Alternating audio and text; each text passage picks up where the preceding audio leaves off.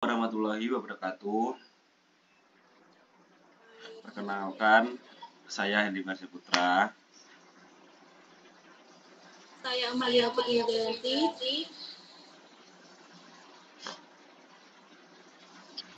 Saya Devina. Saya Muhammad Siraj Awali.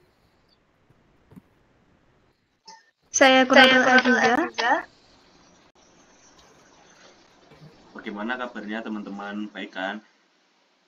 Alhamdulillah baik. Nah, pagi ini kita akan membahas tentang perspektif Islam tentang feminisme dan disorientasi seksual. Nah, sebelum memulai, kalian tahu nggak sih apa itu perspektif Islam tentang feminisme dan disorientasi seksual? Nggak tahu. Ya udah, kita lanjut aja, nanti pasti tahu. Ya. Nah, tentunya seiring perkembangan zaman pasti terdapat perubahan pada perilaku perempuan pada zaman sekarang dan zaman dahulu. Mungkin kalian ada yang tahu bagaimana sih keadaan perempuan pada zaman pra-Islam? Mungkin Devina? Ya, jadi begini. Zaman dulu dan sekarang kan emang beda banget ya. Terutama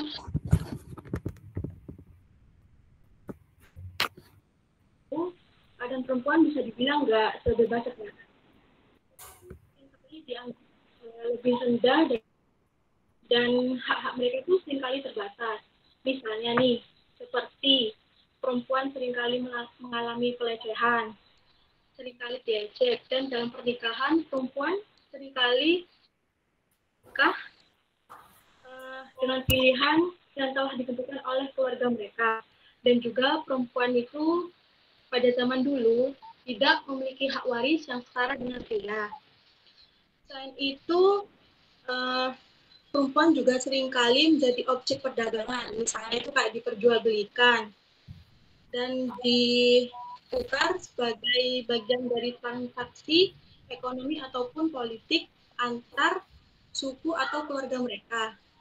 Dan banyak perempuan juga menjadi budak yang dilakukan secara tidak adil.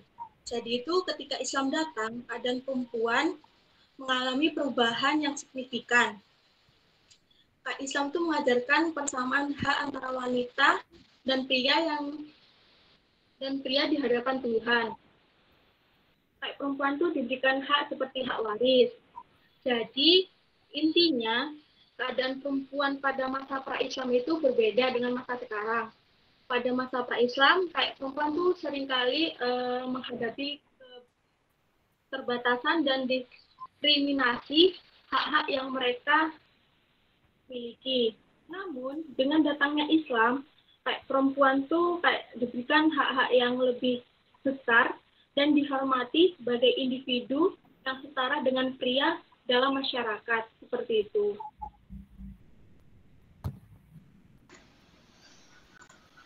Ya, terima kasih Amalia. Mungkin kesimpulannya wanita atau perempuan itu kodratnya lebih rendah dari laki-laki gitu ya pada masa sebelum Islam. Nah, kalau setelah Islam datang, perempuan bisa dibilang seperti disetarakan lah haknya sama seperti laki-laki. Nah, kan itu tadi keadaan perempuan pada masa pra-Islam. Nah, sebenarnya menurut pandangan Islam tuh seperti apa sih konsep tentang perempuan dan laki-laki, dan bagaimana cara kita bisa menerapkan konsep ini dalam kehidupan sehari-hari? Mungkin menurut Islam sendiri, perempuan dan laki-laki kan memiliki kesetaraan di hadapan Allah ya. Meskipun mereka memiliki peran yang berbeda-beda, menurut kodratnya masing-masing, kayak perempuan dan laki-laki itu memiliki hak dan tanggung jawab yang sama. Jadi, kayak penting bagi umat untuk memahami bahwa kesetaraan gender itu adalah prinsip yang mendasari agama Islam, dan bahwa kayak semua individu tanpa memandang jenis kelamin memiliki nilai yang sama di hadapan Allah. Nah, dalam kehidupan sehari-hari sendiri, kita bisa menerapkan konsep ini dengan menghormati, memahami, bekerja sama dengan satu sama lain, kayak menciptakan kedamaian, keadilan, dan keseimbangan dalam keluarga dan masyarakat, seperti itu. Iya, terima kasih. Selanjutnya kan tadi sempat disinggung bahwa prinsip-prinsip kesetaraan gender dalam syariat Islam. Apakah ada perbedaan antara perempuan dan laki-laki? Mungkin Devina bisa menjelaskan.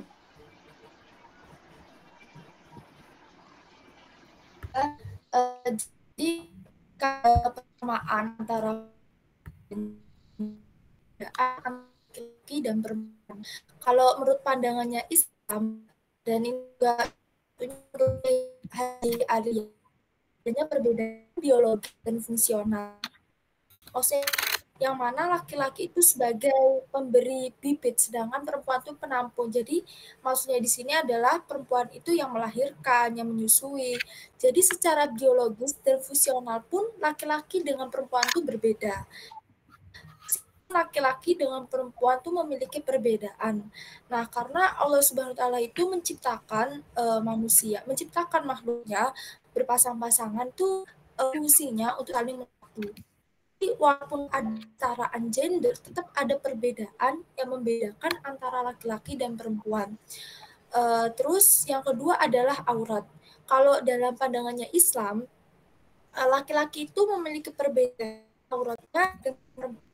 Yang mana kalau itu dari perut, dari pusat itu baru perempuan itu aurat dari kepala, dari belas kecuali telapak tangan sama wajah. Terus yang kedua adalah lisan. Nah, hanya sendiri memiliki hanya yang membedakan itu kalau laki-laki itu sama perempuan itu memiliki takaran yang berbeda. Yang mana laki-laki lebih banyak, perempuan lebih sedikit. Yaitu yang di satu. Nah, terus abis itu yang keempat yaitu khutbah. Ketika menjalankan sholat Jumat gitu, pastinya yang berkhutbah nggak mungkin perempuan, pasti laki-laki. Dan ketika sholat pun, ketika masih ada laki-laki yang menjadi imam pun itu laki-laki, kecuali semuanya itu perempuan, baru perempuannya yang menjadi imam salah satunya. Tapi ketika ada laki-laki, pastinya yang menjadi imam itu adalah laki-laki. Nah, yang kelima yaitu dalam berkeluarga. Jadi ketika kita sudah punya keluarga, pastinya ada yang membedakan antara laki-laki dan perempuannya itu kewajiban dan hak. Misalnya nih, kalau misalnya laki-laki memiliki kewajiban yaitu menafkahi. Menafkahi siapa? Menafkahi istrinya dan keluarganya. Sedangkan kalau perempuan yaitu yang dinafkahi. Dan itulah yang membedakan antara laki-laki sama perempuan. Jadi bukan berarti di Islam itu kayak membeda-bedakan kayak antara perempuan sama laki, bukan. Jadi menyesuaikan dengan menyesuaikan dengan kadarnya. Jadi walaupun ada persamaan, tetap ada perbedaan. Tapi itu tidak membuat akhirnya wanita itu atau perempuan itu menjadi rendah, tetap dimuliakan. Ya itu saja sih Henry.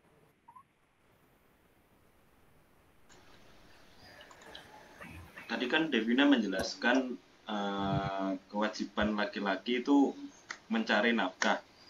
Tapi di zaman sekarang itu banyak perempuan yang juga ikut mencari nafkah untuk keluarganya. Nah, itu bagaimana ya jika dalam pandangan Islam? Kalau ya memang itu perempuan yang membantu, perempuan yang bekerja membantu suaminya nafkah. Yang sendiri itu tidak melarang perempuan itu untuk mencari nafkah atau ketika dia sudah mempunyai keluarga, cuma tetap memiliki batasan, tetap memiliki peraturan. Kalau menurutku sendiri sih, menjalani keluarga itu di dalam menjalani rumah tangga ada kesepakatan antara suami dengan istri. Jadi ketika mereka, misalnya perempuan, aku ingin tetap bekerja. Kalau ada kesepakatan dari mereka berdua itu nggak masalah sebenarnya. Dan sebenarnya juga dalam Al-Quran secara tegas itu menuntut laki-laki dan perempuan untuk bekerja dengan kebaikan. Jadi perempuan bekerja tapi tetap dalam lingkup hal yang baik, maksudnya bermanfaat bagi keluarganya, bermanfaat bagi masyarakat.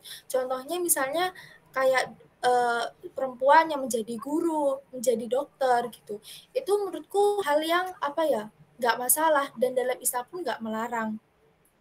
Terus Allah juga menciptakan laki-laki dan perempuan itu sama jika ditinjau dari sisi kemanusiaannya. Maksudnya di sini adalah laki-laki dan perempuan itu memiliki potensi, yaitu yang sama, potensi dari jasmani, naluri, sama akalnya itu sama. Jadi mereka berdua itu mereka memiliki kemampuan untuk bekerja seperti itu.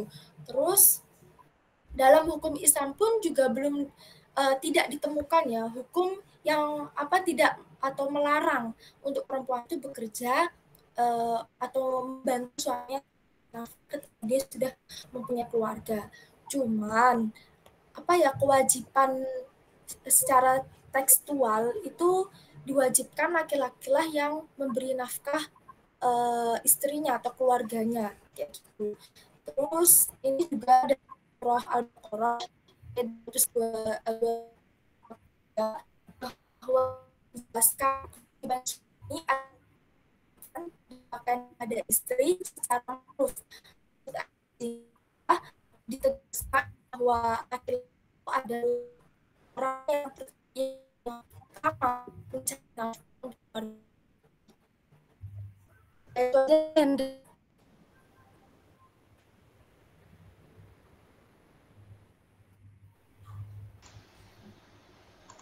Oh, begitu. Berarti intinya adalah kesepakatan dari sang istri dan suami ya. Kalau sang suami ngebolehin ya berarti ya nggak apa-apa gitu. Ya. Tapi ada larang. Saya pernah dengar bahwa ada gerakan feminisme yang mana gerakan itu kan kayak menganjurkan persamaan hak antara laki-laki dan perempuan di bidang sosial, politik, ekonomi. Nah, bagaimana sih pandangan Islam mengenai adanya gerakan feminisme ini? Apakah sesuai dengan syariat Islam? Kalau feminisme sendiri, gerakan feminisme itu kan awalnya dari ini sih, negara-negara barat yang ingin menyetarakan antara laki-laki sama perempuan, entah dari segi yang tadi Henry bilang, dari politik, ekonomi, semuanya kan kayak itu. Tapi kayak bener-bener hak dan kewajiban tuh bener-bener sama kayak itu. Jadi seakan nggak ada. Nah dari pandangan Islam sendiri, ide dasar dan utama diperjuangkan oleh feminisme ini kayak berupa kesetaraan kedudukan dan hak antara perempuan dengan laki-laki ada sesuatu yang tidak benar. Kenapa? Karena menyalahi kodrat kemanusiaan kayak gitu. Kalau mereka berpikir pokoknya semua yang laki dan perempuan kewajibannya tuh dan haknya tuh mereka tuh sama, nggak ada bedanya kayak gitu. Sedangkan kalau Islam sendiri kan membedakan antara laki dan perempuan, cuman tidak menunjukkan satu sama lain. Terus hal ini juga membuat kita melihat kayak identik. Sebenarnya padahal itu perempuan kayak itu. Cuma sesuai dengan gerakan ini kurang sesuai dengan Islam. Terlalu benar-benar menyamakan antara hak dan kewajibannya laki-laki dengan perempuan. Karena seperti ini, umpamanya nih, kalau misalnya nih ada sesuatu yang adil atau sesuatu yang yang adil itu bukan berarti yang rata atau yang sama. Misalnya nih, ketika ada anak SD, ada anak saudara dua, yang satunya tuh masih SD, yang satunya udah SMA, dan mereka tuh diberi bekal dua-duanya itu sama 5.000 yang SD 5.000, yang SMA-nya 5.000 juga kan. Nah, apakah cukup untuk anak SMA bekal dengan cuma bekal 5.000? Coba kalau misalnya kalian pikir apakah cukup yang SMA dikasih 5.000? Tentunya nggak cukup kan. Sedangkan kalau SD dia keperluannya paling cuma beli apa sih? Beli es sama beli apa sih zaman sekarang kan kayak itu, kayak entah cimol atau apa. Sedangkan kalau SMA kebutuhannya lebih banyak kayak gitu, kebutuhannya lebih banyak. Jadi sesuatu yang adil itu bukan berarti harus sama takarannya. Nah, sama seperti laki-laki dan perempuan kayak gitu. Jadi intinya gerakan feminisme ini masih kurang pas dengan syariat Islam gitu, karena ada perbedaan yang membuat yang membuat keduanya itu setara, padahal kuadrat itu sudah ditakar seperti itu. Henry.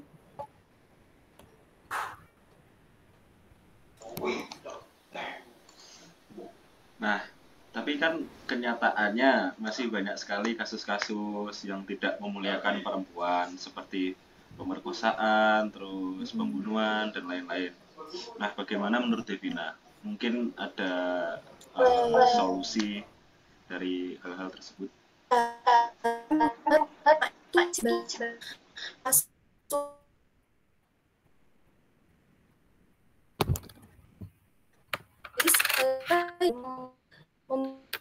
Itu sangat mencontohkan aku ini tuh karena makanya ilmu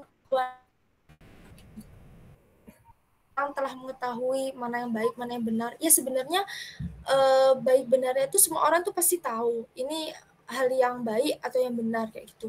Tapi ketika sekedar mengetahui tapi tidak menjalani, itu juga sulit gitu. Jadi kalau menurut saya sendiri, yang pertama itu karena dangkalnya pengetahuan spiritualnya kayak gitu. Jadi ketika padahal di Islam itu sangat memuliakan perempuan, sedangkan mungkin mereka hanya mengetahui luarnya saja, kayak misalnya nggak sampai ke dalamnya gitu, nggak sampai mendalami agama itu tersebut.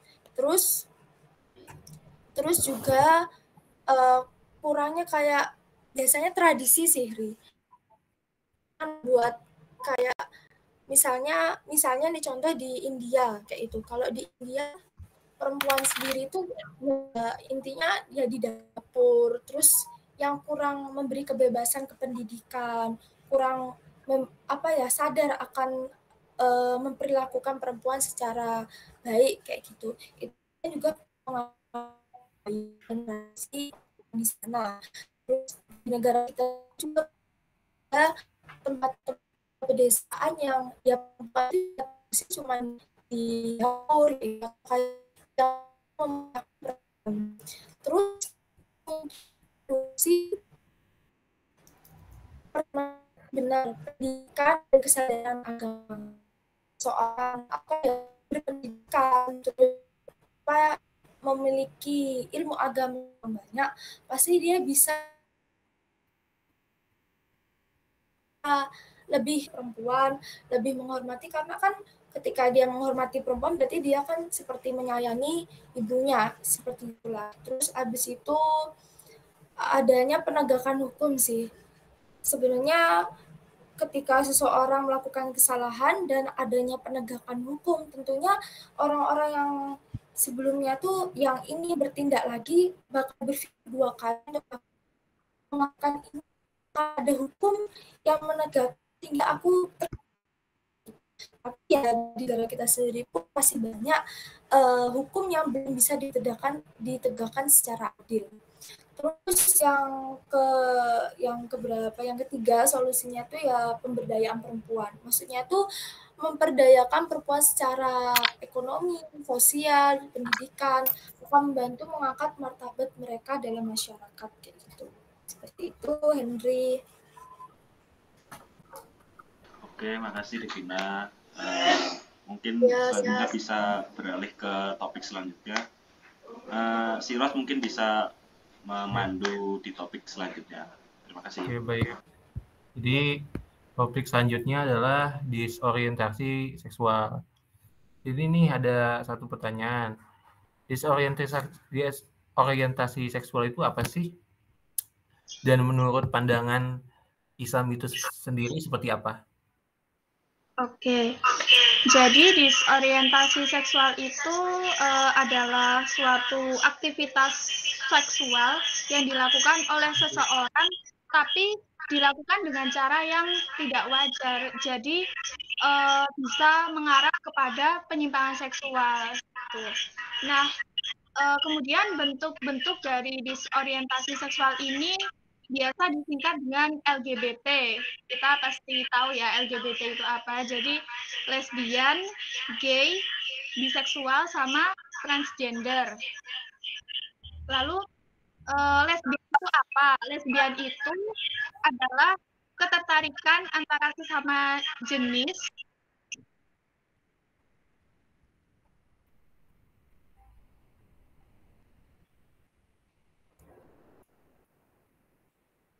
Oke, baik, saya lanjutkan. Jadi, lesbian itu adalah ketertarikan antara sesama jenis, tapi perempuan sama perempuan. Gitu. Sedangkan kalau gay atau homoseksual itu adalah ketertarikan antara sesama jenis, tapi laki dengan laki. Sedangkan kalau biseksual itu seseorang yang bisa menyukai lebih dua gender. Misalnya laki-laki suka dengan perempuan, tapi juga suka dengan laki-laki, begitu pula sebaliknya. Kemudian kalau transgender itu di mana seseorang yang merasa kalau jati dirinya, jiwanya, kepribadiannya itu nggak sama. Kayak misal dia terlahir berjenis kelamin laki-laki, tapi jiwanya itu merasa kalau dia itu perempuan gitu. Contohnya kayak waria sama bencong gitu. Nah, kalau menurut perspektif Islam sendiri, disorientasi seksual ini biasa disebut dengan misalkan homoseksual itu namanya bahasa Arabnya itu liwat, yang dimaksudkan yaitu orang yang melakukan perbuatan seperti perbuatan kaum Nabi Lut. Tuh.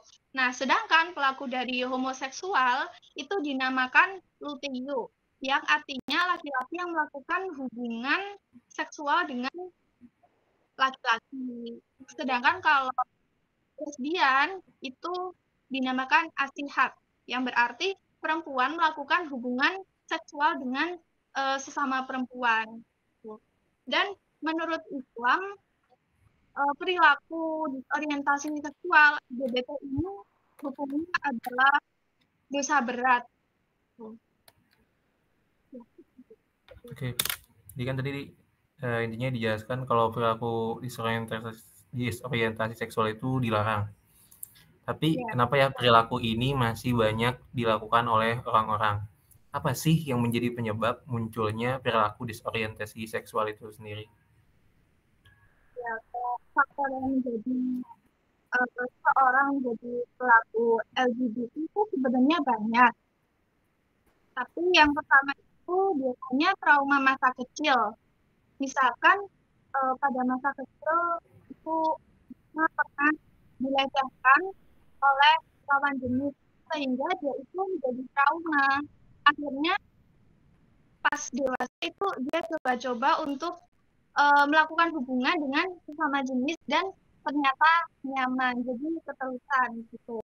Kemudian lingkungan atau pergaulan ini sangat penting menurut saya, karena kalau di lingkungan orang tersebut udah menormalisasikan perilaku LGBT dan tidak ada sanksi tegas untuk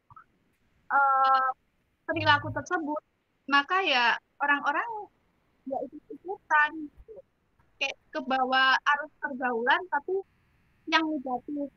Terus kemudian karena perkembangan budaya demokrasi atau liberalisasi yang saat ini sangat marak, apalagi kaum LGBT sekarang kan sedang gencar-gencarnya untuk mempromosikan diri atau berkuar-kuar di Instagram, media sosial itu bahwa mereka tuh ingin mendapatkan pengakuan kalau mereka itu sebenarnya nggak sakit gitu loh. Karena itu LGBT itu menurut mereka adalah kebebasan berekspresi dan merupakan bagian dari hak asasi manusia begitu. Bahkan pada beberapa negara itu hubungan sesama jenis itu sudah dilegalkan. Oh ya, satu lagi sama sosmed. Sekarang ini kan siapa saja, baik anak kecil sampai orang dewasa itu bisa mengakses video-video sensitif yang bisa mengarah ke konten-konten LGBT sehingga mereka tertarik. Awalnya bercanda, mungkin bercanda ini suka sama ini, terus akhirnya ya gitu.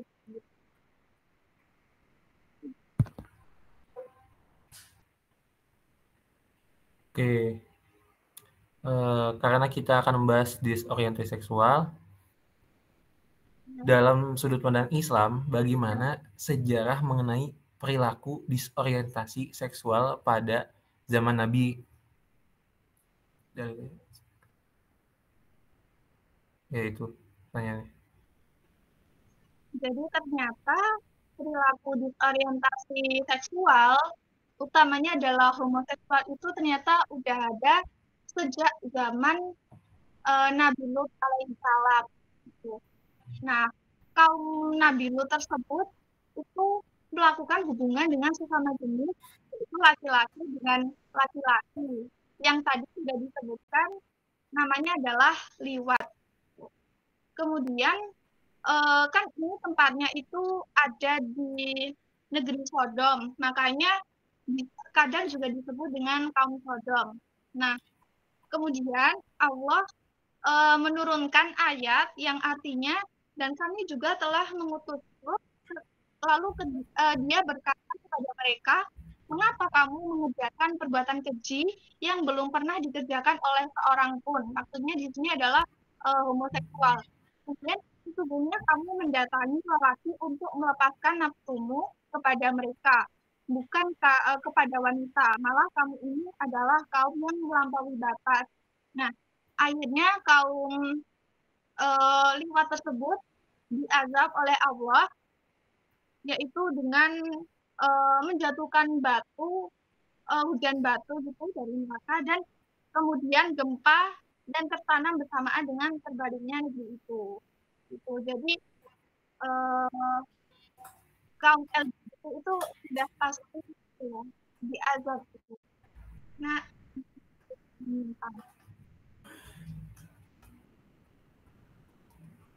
Oke, itu oke. Nah, setelah membahas beberapa hal tadi, apa aja sih fakta tentang perilaku disorientasi seksual sendiri? Yang kita tahu kan, misalkan nih, orang ini mengakui kalau dia tuh lesbi atau homo, pas taunya pas dewasa dia nyadari itu, tapi faktanya enggak. Seseorang itu bisa maksudnya dia itu sadar kalau lesbi, homo atau apapun itu sadarnya itu pas kecil, misalkan umur 6 sampai 7 tahun sebenarnya itu dia udah bisa membedakan antara dirinya itu sebenarnya normal atau enggak gitu. Dan ya tadi beberapa negara itu sudah melegalkan pernikahan sesama jenis dan peraturan itu bahkan disahkan oleh pemerintah dan ada undang-undangnya juga. Kalau LGBT itu merupakan bentuk dari kebebasan gitu, dan kita nggak bisa buat buat nolak atau buat pokoknya menolak dari budaya mereka itu.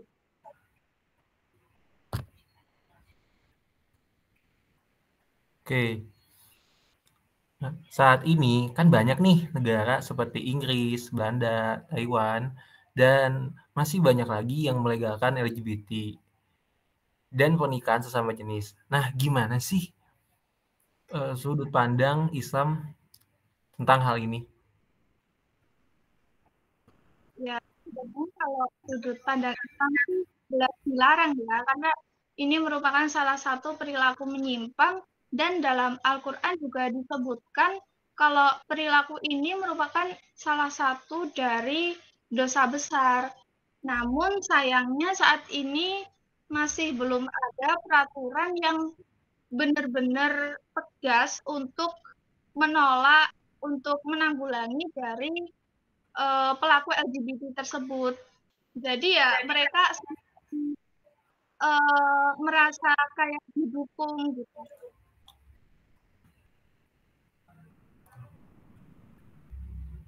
Oh iya, topik akhir-akhir ini yang lagi trending nih.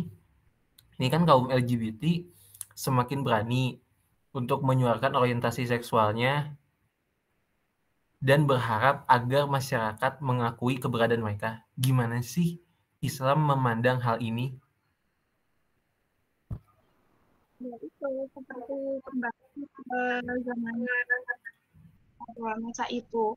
Tentunya kita sebagai seorang Muslim harusnya harus lebih waspada dan juga memilih dalam kita bergaul dan memilih lingkungan yang pokoknya kalau ada indikasi LGBT kita harus langsung keluar dari pergaulan itu dan juga iman dan takwa sih harus ditingkatkan juga. Oke, setiap perbuatan kan pasti punya dampaknya. Kalau perilaku disorientasi seksual ini dampaknya apa saja ya? Kalau ngomongin dampak itu pastinya banyak ya. Terutama yang pertama adalah dampak kesehatan. Karena ini perilaku menyimpang itu pasti muncul penyakit-penyakit akibat dari perbuatan itu seperti HIV/AIDS, terus kemudian sifilis gitu. Untuk dampak sosial, harga diri seseorang, kehormatan seseorang itu ya bakalan tercemar, nggak ada harga dirinya, ya melakukan perbuatan tersebut. Kemudian sebenarnya kalau taubat bisa asalkan ada dukungan dari orang-orang terdekat dan pastinya para ahli seperti psikolog atau psikiater yang dapat mendampingi para pelaku LGBT tersebut. Jadi kita sebenarnya ya jangan langsung menjauhi karena mereka juga butuh pertolongan. Terus kita bisa menyadarkan mereka juga gitu. Ya. Oke, setelah kita tahu kalau perilaku disorientasi seksual ini punya dampak yang negatif, gimana cara kita untuk mencegah atau menghindari agar terjerumus dari perilaku tersebut, terutama menurut dalam Islam? Oke. Cara kita untuk menghindari perilaku LGBT itu yang pertama menumbuhkan kesadaran individual dari pelaku LGBT. Jadi mereka itu harus punya kesadaran untuk berubah, seperti kemauan diri untuk berubah. Kemudian yang kedua adalah menerapkan usulan untuk menanggulangi wabah LGBT, khususnya kan kita di Indonesia. Seperti memboikot, kan sekarang ada itu konten TikTok yang TikTok itu mereka bermesra-mesraan pasangan homo atau lesbi. Nah, itu sebaiknya kita saja nggak usah ditonton. Kemudian pembinaan dan sosialisasi tentang larangan dan dampak LGBT. Terutama ini pada anak-anak karena mereka rawan untuk menerima kekerasan tersebut atau belum mampu membedakan sebenarnya ini tuh lakunya jelek atau enggak. Nah, sedangkan kalau menurut Islam ya kita harus membentengi diri dengan melakukan hal yang positif seperti bergaul dengan orang-orang yang paham agama, pokoknya yang enggak ada indikasi untuk ada ke LGBT itu. Kemudian juga merenungkan bahwa perilaku LGBT itu emang dilarang dalam Islam. Jadi kita itu sebagai seorang muslim harus meningkatkan iman dan takwa. Oke, kayak gitu. Terima kasih Mbak Rotul. Untuk pembicara saya kembalikan lagi ke Henry.